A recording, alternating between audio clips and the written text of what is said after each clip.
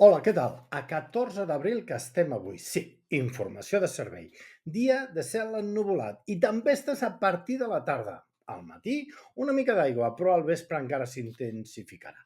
Una mica més el mal temps. Pluja previsiblement finalitzarà a primeres hores de la nit. Anem a les notícies.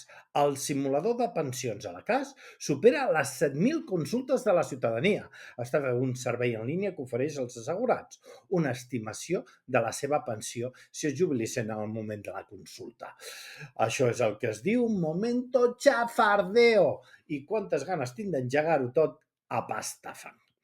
Més coses, perquè el volum de negoci de la construcció s'ha doblat en 3 anys i ha passat dels 501,7 milions d'euros de finals del 2019 als 1.006,6 milions a finals del 2022, a la vegada que el nombre d'empreses s'ha incrementat un 13,4% i s'ha passat de les 638 a les 724 en aquest mateix període.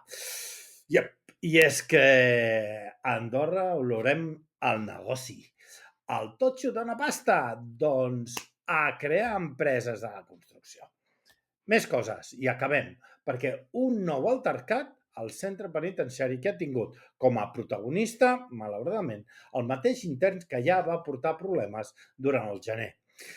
Jo diria que poder algú del despatx al Ministerio hauria de sortir del despatx i baixar la realitat d'un centre on es barregen homes, dones, salut mental i que tots els han de tractar els mateixos treballadors. Que macos està el despatx i que els cops els rebin els altres. Va, ho deixem aquí. Demà ens tornem a posar més i millor. Adeu!